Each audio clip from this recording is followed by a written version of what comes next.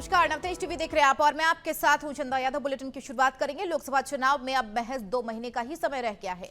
BJP ने अपने 195 उम्मीदवारों की लिस्ट जारी कर दी है। राजस्थान में 15 नामों का बीजेपी ने ऐलान कर दिया है। वहीं बाकी बची 10 सीटों के लिए टिकट की दावेदारी तेज हो गई है। राजस्थान यूनिवर्सिटी के प्रोफेसर प्रकाश शर्मा ने भी जयपुर शहर से अपनी दावेदारी पेश की। हमारे संवाददाता उमंग माथुर ने प्रोफेसर प्रकाश शर्मा से खास बातचीत की। ऋतुराज बसंत आ चुका है और कहते हैं बसंत जब आता है तब पेड़ों पे नई नई कोपलें आती हैं। जैसे ऋतुराज बसंत आया है वैसे ही अब राजस्थान में ही नहीं पूरे देश में लोकसभा चुनाव का भी मौसम आ चुका है और अब से कुछ ही दिनों बाद हम कह सकते हैं कि राजस्थान में आचार संहिता भी लग जाएगी। ऐसे में कई जगहों से टिकटों की मांग लगातार उठ रही है। ऐसे ही हमारे साथ में प्रकाश शर्मा जी मौजूद हैं। पहले उनका परिचय जानेंगे। प्रकाश जी, सबसे पहले तो आपका परिचय थोड़ा सा आप हमारे जी, मैं राजस्थान विश्वविद्यालय में प्रोफेसर हूँ फुल टाइम, और विश्वविद्यालय के यूनिवर्सिटी सोशल रिस्पॉन्सिबिलिटी का एक सेंटर है, लाइफ लॉन्ग लर्निंग विभाग, उसका मैं डायरेक्टर हूँ। और इसके तहत राज्यपाल महोदय द्वारा जो राजकीय विश्वविद्यालय द्वारा गांव गोद लिया जाता है उसका काम मैं देखता हूँ जी। तो इसके माध्यम से सामाजिक सेवाएं करने का, सरोकारों से संबंधित जुड़े रहने का फील्ड में, गांव में, ढाणी में काफ़ी मौका मिला है। प्रकाश जी, जैसा कि आपने बताया सोशल जो रिस्पॉन्सिबिलिटीज़ होती हैं, कई प्रकार के सामाजिक कार्य आप कर रहे हैं और एक प्रोफेसर भी हैं, एक गुरु हैं, तो जाहिर सी बात है आपसे बेहतरीन उम्मीदवार किसी भी पार्टी को नहीं मिल सकता है। किस पार्टी से आप टिकट मांग रहे हैं और कहाँ के लिए मांग रहे हैं? जी, मैं भारतीय जनता पार्टी से जयपुर शहर के लिए टिकट मांग रहा हूँ।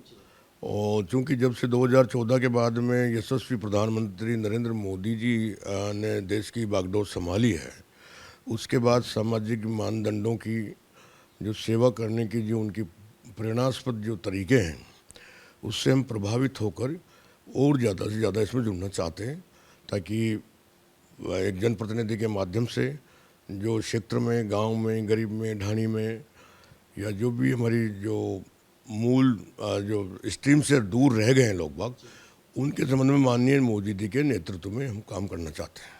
बिल्कुल प्रकाश जी, मोदी जी के नेतृत्व में भले ही केंद्र सरकार हो या राज्य की भाजपा सरकार हो, वो भी एक अभियान लगातार चला रहे हैं, गांव चलो अभियान, और आपने गांव गरीब किसान की भी आपने बात करी है। कहीं ना कहीं मोदी जी के नेतृत्व में भाजपा भी एक एक जने से कनेक्ट होना चाहती है और विशेष तौर पर ग्रामीण जनता से। अगर आपको पार्टी टिकट देती है तो इस उद्देश्य के लिए क्या कुछ आप कर सकते हैं?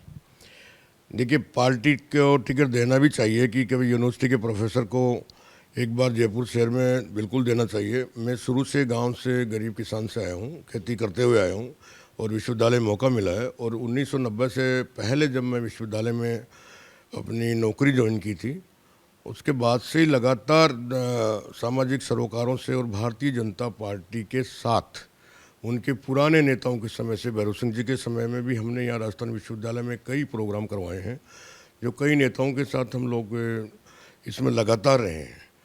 तो हम चाहते हैं कि भाई हमारा जो एक स्टडी है, हमारा जो दर्द है गांव, गरीब, ढाणी के प्रति, और जैसे लोगों ने, तो उसमें मोदी जी ने जो विकसित भारत संकल्प का जो एक आइडिया दिया है, देश को एक दिशा दिखाई है, तो उसके अंतर्गत हम काम करना चाहते हैं कि विकसित भारत संकल्प जो मोदी जी का है, उसमें एक सभी आम नागरिक को, आम गरीब को, आम किसान को, विशेष तौर से पढ़े लिखे लोगों को ये महती जिम्मेदारी बनती है कि विकसित भारत का संकल्प मोदी जी का तब पूर्णतः पूरा होगा जब जो मूल धारा से जो हटे हुए लोग हैं, उन मूल धारा से हटे हुए लोगों को उसमें मुख्य धारा में लाया जाए और उनको उसमें उनके मोदी जी के सपनों के अनुसार उनको उन्नति का रास्ता दिखाया जाए। साथ प्रकाश शर्मा जी, इनका साफ तौर पर कहना है कि जिस विभाग में ये राजस्थान यूनिवर्सिटी में, उस विभाग के ज़रिए और सरकार की योजनाओं के ज़रिए पिछले कई दशकों से ये सामाजिक सरोकारों की राजनीति कर रहे हैं। एक गरीब तबके को कैसे वापस से मुख्य धारा में लाया जाए, किसानों को कैसे मुख्य धारा में लाया जाए,